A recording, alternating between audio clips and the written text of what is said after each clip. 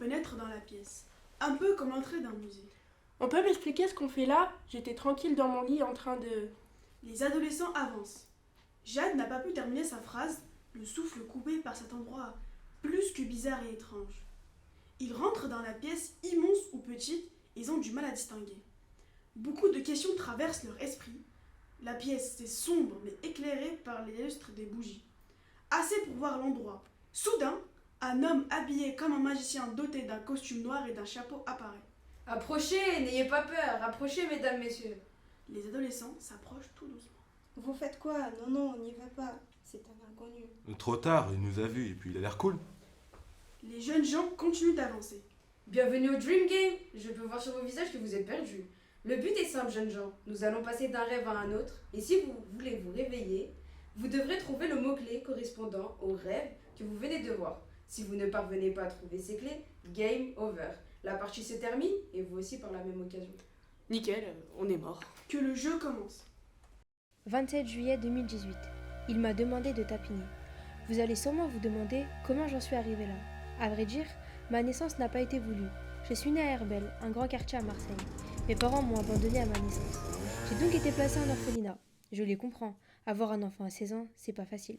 J'ai connu des tonnes de familles d'accueil, mais dans aucune, j'ai su trouver ma place. À 12 ans, on m'a placée en foyer.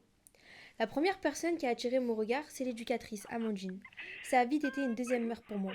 Avant elle, j'avais plein de copines. Juliette, Sarah, Lina et Sana. Sarah était la plus petite d'entre elles. Elle a fugué pour fuir ses parents qui la battaient. On s'est battu pour une histoire de cigarette. Et comme les autres sont des moutons, elles ont fui. J'ai passé des mois et des mois toute seule. Jusqu'à Émir, un grand du quartier d'Herbel. Il a toujours été là pour moi. C'est lui qui me donnait des sous quand j'en avais besoin. Il me sortait en boîte quand j'en avais envie. Avec lui, je vivais ma meilleure vie. Mais au fur et à mesure, son comportement avec moi changeait. Il était de plus en plus distant, mais je n'y faisais pas attention. Moi, ce qui m'intéressait, c'était l'argent. Je faisais des vieux boulots à droite à gauche, mais c'était jamais assez. Ce jour-là, j'en avais particulièrement besoin, donc comme à mon habitude, je suis allée en demander à Emir. Démerde-toi cette fois-ci, si tu veux des sous, va tapiner. Il m'a demandé de tapiner. J'hésitais au début, puis il m'a parlé de la somme que touchaient certaines putes, et là, j'ai direct foncé. Je me suis déjà imaginé loin de ce foyer de merde. Avec cet argent, je pourrais enfin partir et avoir ce que je méritais, une vie normale. Mais bon, au début, je touchais rien, c'était des vieux gadgets, des mecs mariés. J'en avais marre de vendre mon corps pour rien. J'ai dit à Emir que j'en pouvais plus et que je voulais pas arrêter parce que je voulais encore plus de sous. Il m'a dit d'aller en boîte, là où il y a le plus de mecs blindés. J'aurais jamais dû y aller car tout s'est mal passé. Un mec bourré m'a kidnappé et m'a violée pour me mettre dans un réseau de vente d'organes. Ça fait 4 ans qu'Amandine pleure sur ma tombe. Le magicien apparaît. Donnez-moi le mot-clé, ou vous finissez dans la tombe. Tapinez. Non, c'est l'argent, parce que c'est ce qui l'a amené à sa perte. Alexia est convaincu. Les autres valident le mot auprès du magicien. Une sonnette retentit. Nous sommes sauvés pour le moment. C'est l'histoire d'une jeune fille âgée de 18 ans qui se prénomme Islem. Elle est en terminale à SSP, c'est sa première année dans ce lycée. Elle a du mal à s'intégrer. Islem a dû quitter sa ville natale pour ses études. Elle a perdu tous ses repères parce que ses parents l'ont mise à l'internat. Son emploi du temps est chargé, elle n'a plus de temps à se consacrer. Elle s'est faite 2 copines au bout de la 2e semaine, qui s'appellent Imen et Orlan. Elles sont devenues ses piliers de l'année. Un jour, elle décide de sortir faire ses courses avec ses 2 copines sur la place du Vieux-Port. Elles arrivent à Carrefour, Orlan et Imen vont côté friandises et Islem côté fruits. Islem se baisse pour mettre les fruits dans le caddie, sauf qu'une personne la bouscule et là, scandale, tous les fruits au sol. Elle se retourne Qui est le fada qui a fait tomber mes beaux fruits? et quand elle l'aperçoit, elle tombe sous son charme. Il lui tend sa main. Enchantée, Nabil, et encore désolée pour les fruits. Elle rejoint ses copines et leur raconte l'histoire du fameux Nabil. À cause de vous, j'ai même pas eu plus d'infos sur lui, même pas eu son numéro. C'est rien, tu peux tomber sur un autre beau garçon, il y en a plein, passe à autre chose. Elles finissent leurs courses, prennent le bus pour aller jusqu'au lycée, quand tout à coup, Je monte dans le bus et j'aperçois une femme qui attire mon attention. Une femme de couleur noire, des yeux intenses, une peau douce et lumineuse. Je la contemple sans regarder ce qui se passe autour. Mon attention est interrompue par une autre femme, plutôt vieille, un regard haineux et sombre. J'entends ces paroles tranchantes sortir de sa bouche. Les noirs n'ont rien à faire dans ce bus, sortez immédiatement et rejoignez les personnes de votre race. Un homme est complètement d'accord avec ces mots blessants. Je jette un petit coup d'œil à la jeune femme, les yeux larmoyants. Islem réconforte la demoiselle. Pour finir notre discussion, je te passe mon numéro. Quelques heures plus tard. Coucou Aya, j'espère que t'es bien rentrée. Ça te dirait d'aller se taper un McDo dans la semaine avec les filles? Oui, je suis bien arrivée, merci. Et oui, je suis chaude pour le McDo. On se fait ça mercredi? Bisous. Nous sommes mercredi, les filles se rejoignent au McDo et se mettent à discuter de la situation d'Islem. Elle commence à se plaindre de l'internat et fait des démarches pour trouver un appart. À ce moment-là, Aya lui propose de l'héberger le temps qu'elle trouve. Après s'être installée chez Aya, au bout de la 2e semaine, elle reçoit un coup de fil de l'agence immobilière. Bonjour, visite aujourd'hui à 14h. L'heure est passée, elle a fait la visite, elle a aimé l'appart, donc signe les papiers et récupère les clés. Islem appelle Aya, lui annonce la nouvelle et qu'elle part s'y installer dès ce soir. Après le déménagement, elle passe la nuit dedans. Le lendemain matin, elle se réveille pour aller déjeuner et aperçoit une grosse fuite venant du robinet de la cuisine. Oui, bonjour. J'ai un souci. Mon robinet il fuit, mon appartement il est inondé. Envoyez-moi quelqu'un le plus rapidement possible, s'il vous plaît. Pas de soucis, dans 10 minutes, le plombier sera là. Bonne journée, au revoir. Un quart d'heure après, c'est le plombier, mais pas n'importe lequel. Islem lève petit à petit les yeux, elle voit le badge et reconnaît directement le prénom, et s'aperçoit que c'est le fameux Nabil. Ils se reconnaissent et discutent alors que l'eau continue à couler. Nabil le remarque et se met au boulot. Après avoir fini, il lui demande son snap. Quelques semaines plus tard, ils se voient, il l'invite au resto et décident de concrétiser. Ils se présentent l'un et l'autre à leur famille et emménagent ensemble. 2 ans plus tard, ils se marièrent, voyagèrent aux Maldives et vécurent heureux avec 3 enfants. Le magicien apparaît sur le sable fin de la plage du Nil des Maldives. Vous avez 5 minutes pour trouver le mot. Allison réfléchit. Le temps s'écoule, les adolescents s'énervent. Plus que 2 minutes. Un grand silence se fait. Il vous reste 10 secondes. 9, 8, 7, 6, 5, 4, Nabil 3, 2, 1. Bon bah, finito pipo. Hein. Ils sont sauvés.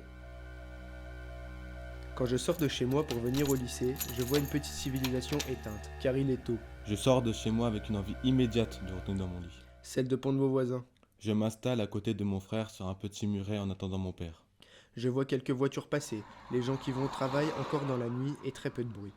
2 minutes plus tard, je vois mon voisin sortir de chez lui, monter sur sa moto avec un casque customisé et une veste en cuir de protection qui laisse entrouverte pour qu'on puisse voir ses abdos inexistants. Les rues sont errantes.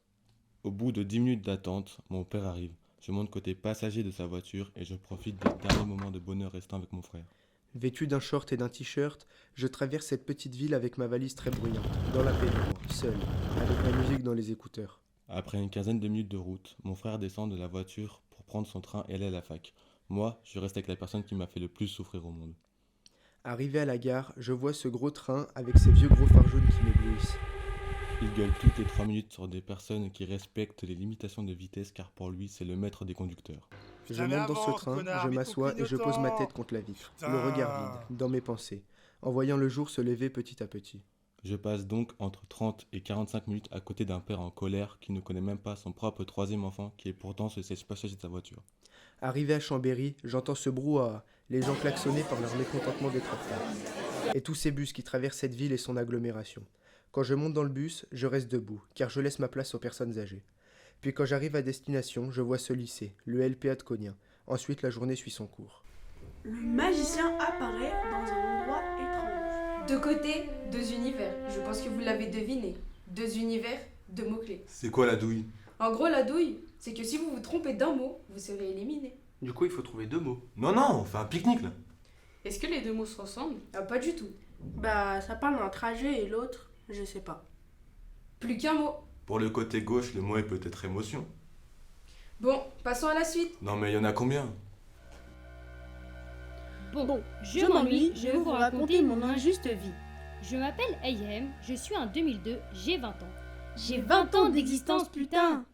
Et j'ai rien dans ma vie. Pas d'amour, pas de bac, pas de diplôme, pas de travail, pas d'amis, pas de parents. J'ai mis ma mère dehors il y a 11 mois environ et je regrette énormément. J'ai eu une vie difficile. Mes parents avaient des dettes et n'avaient pas forcément les moyens de m'acheter ce que je désirais.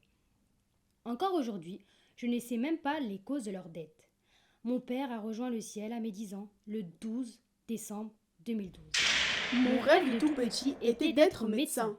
Quand j'étais petit, pour moi, tout était facile et accessible. Mais en grandissant, la vie m'a mis une grosse claque, sa mère. Sa mère.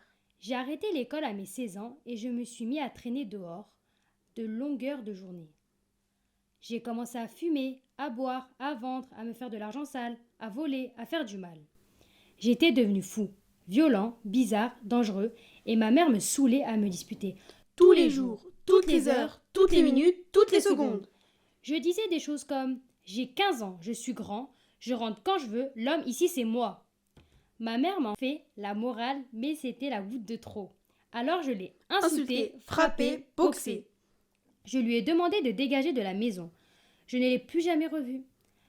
Je ne sais pas si elle est vivante, si sa maladie du cœur s'est améliorée. Je n'ai plus aucune nouvelle. Je regrette. Je l'ai cherchée dans toute la ville, mais elle n'y est plus. Qu'est-ce qu'elle est devenue? A-t-elle une rancœur envers moi? Aujourd'hui, je ne veux plus de cette vie. Je suis perdue. Aidez-moi! Aidez-moi, aidez-moi. Bon, je m'ennuie, donc je vais vous raconter mon histoire. Je m'appelle Leïla. J'ai 18 ans depuis 15 jours. Enfin la majorité. Ça fait longtemps que je l'attends. Enfin bref, c'est pas le sujet. Je suis un petit peu petite, je fais 1m59, les yeux verts en amande, un nez fin et un très beau sourire. C'est ce qu'on me dit souvent. Je suis en première année d'université de médecine à Paris et il m'en reste encore 8. Franchement, je suis heureuse de ce que je fais. J'ai hâte d'avoir mon diplôme et d'être chirurgienne, comme je l'ai toujours voulu. J'ai aussi beaucoup de chance car mes parents financent toutes mes années d'études et m'ont toujours donné ce que je voulais. Je les remercierai jamais assez. Je suis plutôt heureuse dans ma vie, même si j'ai vécu quelques déceptions amicales. Mais c'est pas grave, j'ai toujours su remonter la pente. Je suis une personne très positive et qui garde toujours la joie de vivre.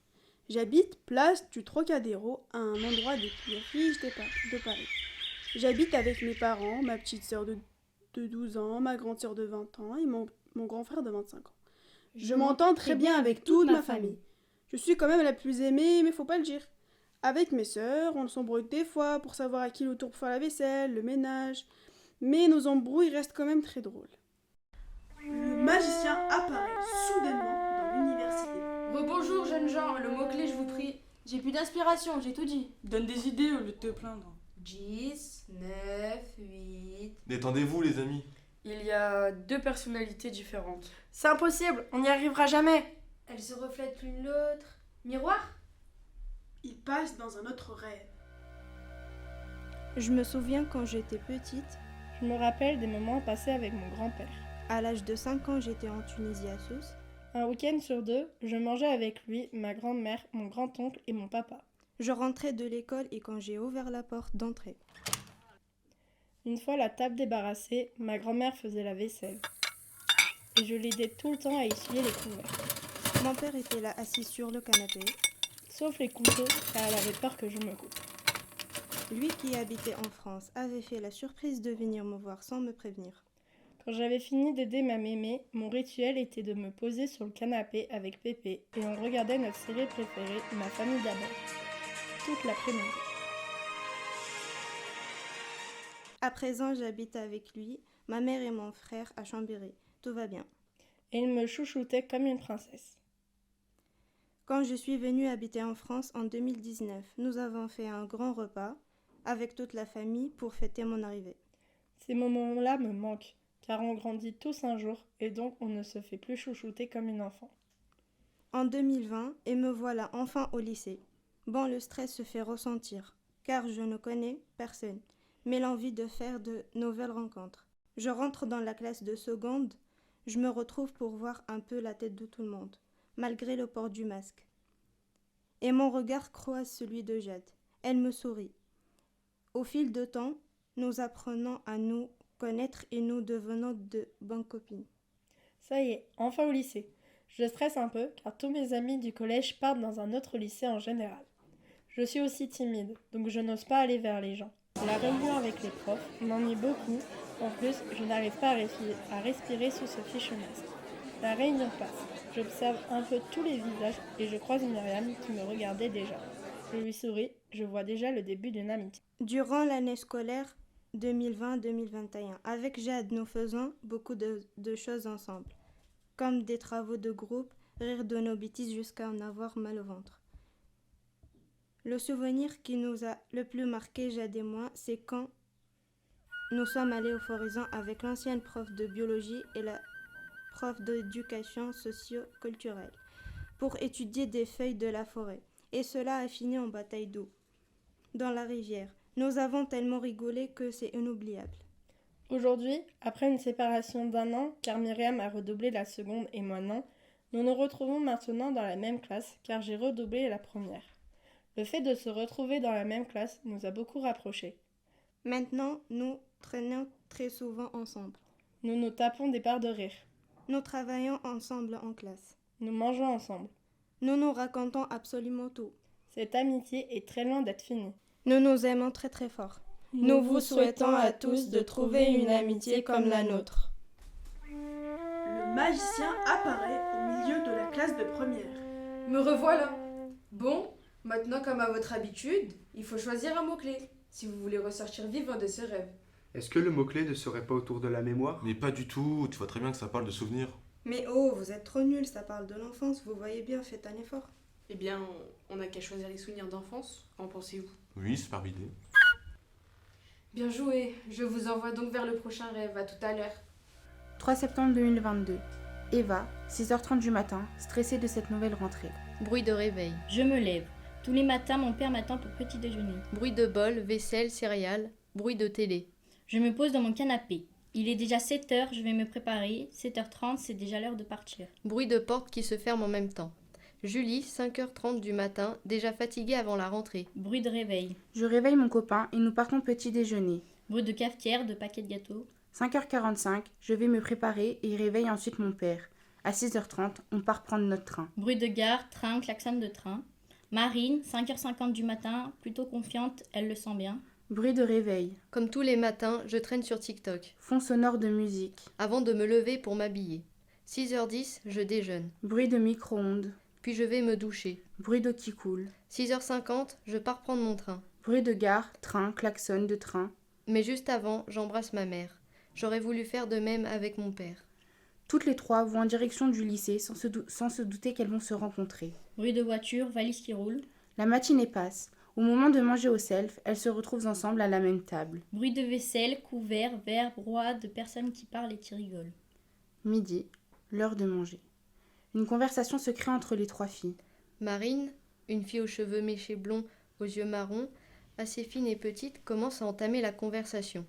Julie, une fille aux cheveux bruns et aux yeux bleus, de taille moyenne, semble ravie de ces nouvelles rencontres. Eva, une fille aux cheveux blonds, bouclés avec des lunettes, petite aux yeux marrons, semble plus renfermée.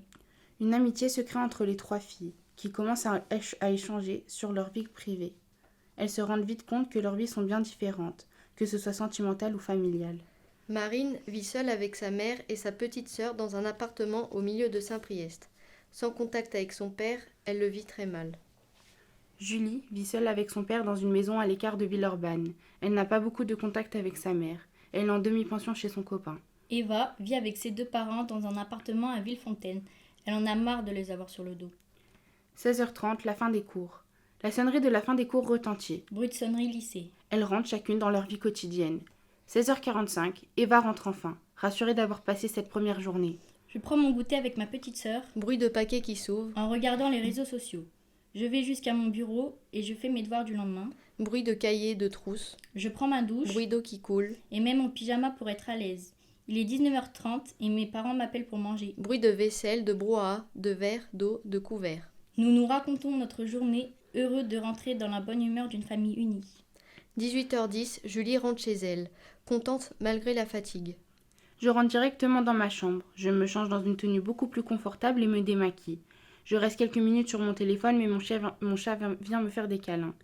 Je vais ensuite prendre ma douche. Bruit d'eau qui coule. Et finis par faire à manger pour mon papa et moi. Bruit de casserole, de crépitement nourriture. J'appelle mon copain qui m'aide à faire mes devoirs. Je vais ranger ma chambre pour ensuite regarder un film sur Netflix. Bruit Netflix. Sous mon plaid tout chaud et m'endors avec mon chéri.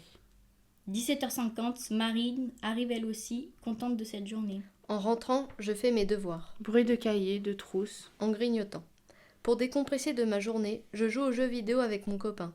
19h, je pars manger avec ma maman et ma petite sœur. Bruit de vaisselle, de brouhaha, de verre, d'eau, de couverts. Je traîne ensuite sur les réseaux. 12 juin 2023. Malgré leur vie quotidienne totalement différente, les trois filles se complètent. Elles partagent et s'entraident dans leurs problèmes familiaux, aussi compliqués soient-ils. Le magicien apparaît. Tic-tac, le temps s'écoule. Plus que 3 minutes pour trouver le mot-clé.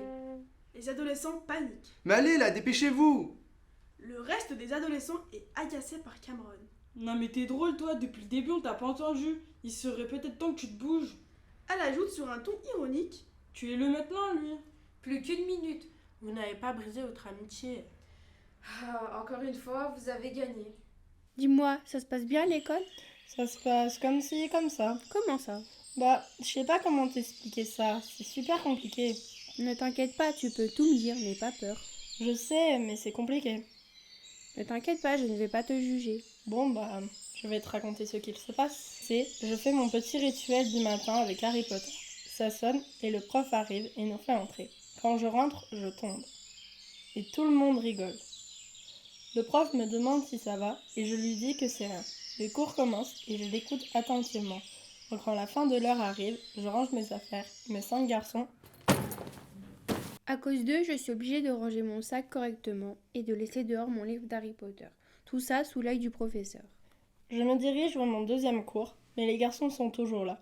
Ils me tirent par la hanche du sac en rigolant, ce qui me fait tomber en arrière.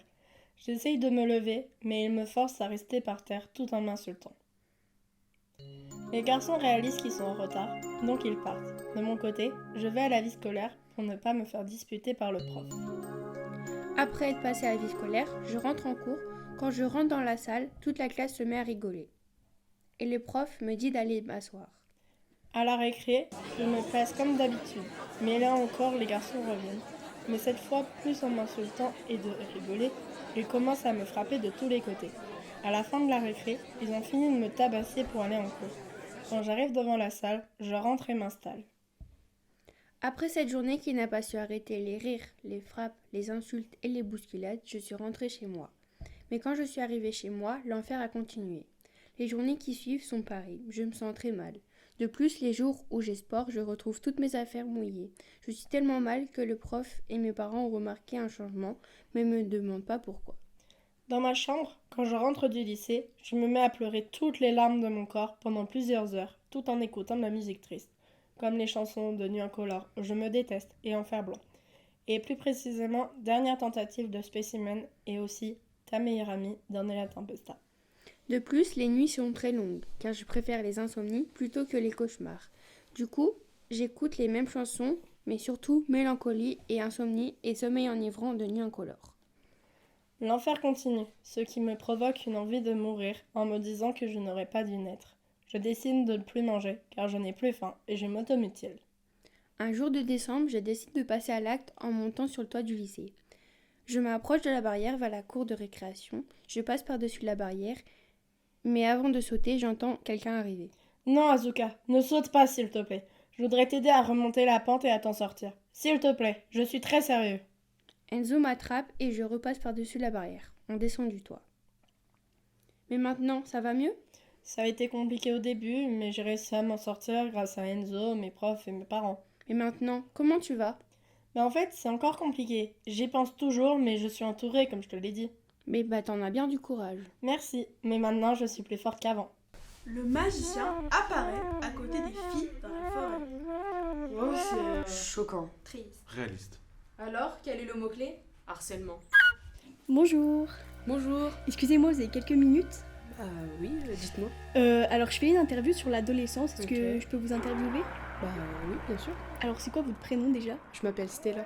Bonjour Stella. Alors, pour toi, c'est quoi l'adolescence ? Ah oui, c'est une question assez grosse. Pour moi, l'adolescence, c'est compliqué. C'est un peu comme une série, elle est construite avec nos émotions, nos ressentis, nos peurs, nos craintes, nos sentiments. L'adolescence, c'est le commencement de la vraie vie. Décision, apprentissage, regret, perte, chagrin, peur, ce sont souvent les mots retrouvés dans l'adolescence, je trouve. Entre l'enfant innocent, insouciant et l'adulte dur et immature, on cherche à savoir qui on est. On cherche. Quand je parle d'enfants, je parle de croire que les gens sont immortels, que le monde est semblable à celui des bisounours, alors que l'adolescence prouve tout le contraire. On est encore insouciant. L'adolescence, c'est un enchaînement d'événements, beaucoup de questions sans réponse, beaucoup de réflexions. Premier amour, premier dispute avec les parents, les amis, premier chagrin. C'est compliqué tout ça. Mais l'adolescence, c'est pas que du noir, c'est aussi du blanc et du clair. C'est là où nous faisons des nouvelles rencontres, des nouvelles choses, des nouvelles expériences. C'est grâce aux expériences auxquelles on fait face que ça nous permet de devenir qui on est vraiment. Ça nous forge. Exactement. C'est là aussi où on fait les meilleures connaissances, amis, amour, les meilleurs souvenirs. C'est ça aussi, l'adolescence, c'est des bonnes choses comme des mauvaises en fait. Un mélange des deux. Voilà, exactement. D'accord, merci Stella, bonne journée. Merci à vous. Le magicien fait son apparition dans la pièce noire. Comme toutes les fois, bla bla bla, le mot-clé. Ah, j'ai une idée. Oh non, vas-y, ferme-la. Oh, bichette. Attendez, du calme, faut qu'on se remémore l'histoire. Tic tac, tic tac. Hé, laisse-nous réfléchir, toi. Je sais pas. Merci, je sens que tu aides bien là. Le maître du jeu s'impatiente et le fait comprendre aux jeunes gens en tapant du pied. Il vous reste 1 minute. C'est une fille qui parle de soi et que... J'ai une idée. Qui parle de ce qu'elle vit. Son histoire est plutôt triste, non? Et oh, j'ai une idée moi. Il y a des choses négatives et positives. Les adolescents commencent à s'énerver. Un brouillard de mots, de colère et de peur se fait entendre. L'adolescence. C'est l'adolescence. Jolie la blonde, c'est ça. Le vendredi 14 février à Paris, Eva Dupont se retrouva chez le psychologue pour échanger sur ses problèmes du moment. Après avoir discuté, le psychologue lui dit « Vous êtes en dépendance affective ». Eva nia. Elle quitta le cabinet. Elle mit ses écouteurs, se perdit dans la musique, perdit son chemin et bouscula un jeune homme. Eva leva la tête et croisa le regard du beau jeune homme. Elle tomba instantanément amoureuse de lui. Le garçon s'excusa auprès d'elle et continua sa route. Elle s'assit sur un banc, prit son journal et commença à écrire ce qui s'était passé tout au long de sa journée. Enfant, Eva n'a pas eu l'amour de son père car elle était partie trop tôt. Depuis, elle cherche l'amour et l'affection chez différents hommes. Elle rentra chez elle. Sa mère la disputa car elle était rentrée trop tard. Mais Eva était dans ses pensées et se dirigea vers sa chambre. Le lendemain, elle alla au lycée et parla à sa meilleure amie Léa de cette rencontre inattendue. Léa la conseilla, lui expliquant qu'il fallait qu'elle le retrouve car c'était son âme sœur. Eva emprunta le même chemin que la veille en espérant le recroiser. Et par pure coïncidence, elle tomba sur lui. Elle prit son courage à deux mains et alla lui demander son prénom et son numéro de téléphone. Le jeune homme se nommait Hakim et lui proposa de boire un café. Le jour tant attendu arriva. Hakim était déjà sur le lieu du rendez-vous depuis 5 minutes quand Eva arriva. Elle se rattrapa en payant le café. Eva et Hakim commencèrent à faire connaissance et se rendirent compte qu'ils avaient plein de points communs. Elle décida de lui confier ce qui s'était passé chez le psychologue. Hakim la réconforta. Ce fut le commencement de sentiments naissants. Ils se voyaient de plus en plus souvent, commençant à créer de quelque chose de sérieux. Ils ne voyaient plus les heures passer quand ils étaient ensemble. Ils avaient beaucoup de projets pour le futur et parlaient même de se fiancer. Eva ne s'était jamais attachée autant à quelqu'un en aussi peu de temps. Elle avait très peur de se faire trahir, mais Hakim la rassurait tout le temps, jusqu'au jour où... Hakim lui annonça qu'il l'avait trahi avec plusieurs filles. Eva tomba sous le choc, car elle pensait avoir trouvé la bonne personne et trouvé l'affection inexistante de son père chez Hakim. Elle tomba en dépression pendant plusieurs mois, sans donner de nouvelles à ses proches, déboussolée par tous ces événements. Au bout d'un certain temps, Léa vint rendre visite à Eva, car elle culpabilisait. Eva lui demanda de sortir de chez elle, car elle pensait que c'était sa faute si elle était dans cet état. Elle se renferma dans ses études et eut l'idée de devenir psychologue pour aider les personnes qui sont dans le besoin. Après des années d'études, Eva réussit à atteindre son rêve et devint psychologue. Eva ouvrit son cabinet et son premier patient fut... Hakim. Eva fut surprise de le revoir après tant d'années. Mais elle n'eut aucune émotion et ne souhaitant pas le recevoir comme patient, le renvoya chez un collègue.